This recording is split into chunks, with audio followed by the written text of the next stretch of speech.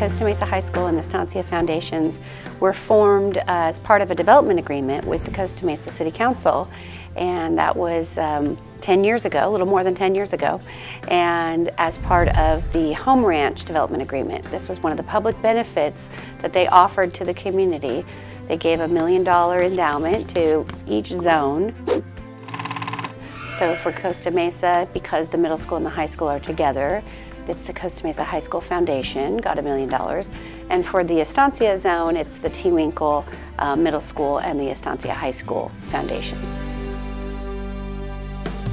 The foundation has really allowed us to kind of dream and think about, okay, if we had money, what would be the things we'd want to do? And so it really allows us to kind of think outside the box. And the foundation is always very clear that they want us to do things for kids that we wouldn't normally be able to do. It's not to supplant things that the district's already doing. Again, it's if you had this extra money, what extra things could you do for kids? And so again, it allows us to offer new programs for kids. It allows us to offer kids opportunities that they wouldn't normally have. And again, at our school educationally and for educational equity, we feel that's one of the keys to keep our school competitive with other schools in the area. We have an investment program. It's been pretty conservative over the years. So as an example, we have more than $1 million in the endowment still, and the foundation has been able to give more than $500,000 in teacher grants and administrative grants to the school. That's how it's been run over the last 10 years. They have a couple friend raisers every once in a while, but for the most part, the organization has been living on the interest. I would say 80 to 90% of the requests that come in we are able to fund. We divide it up equally between the two schools. Some years TeWinkle has greater needs and they take more of the funding, and some years Estancia does. So we really look at it every year as to what best enhances education at those two schools. We have the Australian program where we send kids over to Australia that they've benefited our kids in. Youth in Government where we send kids to Sacramento for a week to actually go through bills and things. We've started 2 new AP classes this year, AP Psychology and AP Human Geography. And again, when you start new AP classes, the teachers need to be trained, there's materials, there's books, and so sometimes it's difficult to get those classes off the ground if you don't know the money's going to be there. We've funded lots of digital media equipment for the art department. We've also, for the Delta program, which is our Science, Technology, Engineering, and Math Academy. Ooh, more pretty shiny stuff. We have purchased all of the robotics supplies so that they can offer that to their honors algebra for 7th graders who are in the Delta program. We've purchased additional books for English language learning. We've funded security equipment for the campus. There's just so many things.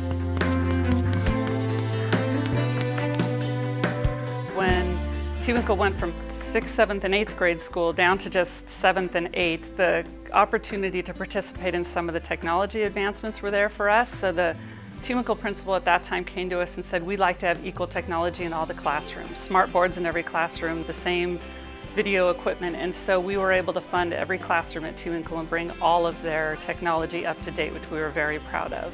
They have a few programs that they do that support their English and math computer programs, which are pretty expensive, but they're great supplemental support for the kids who need that at home or after school, where they can go online and do a program called the Weaver Reading Program, and we've seen great success and numbers come back because of that support.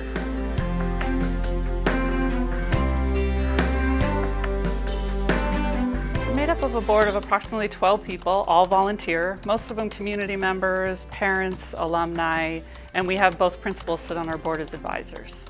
We have community members, people who live in other cities who've joined our board, but they have expertise in marketing. We have some accountants on our board now, a couple of realtors, and a lawyer.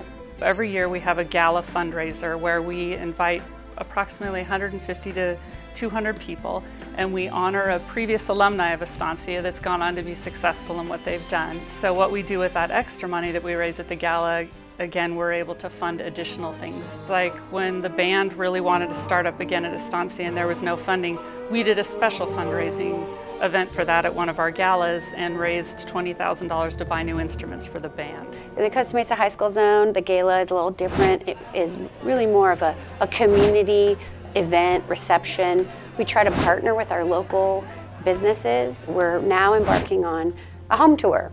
And as part of the home tour, we'll be having a gala again.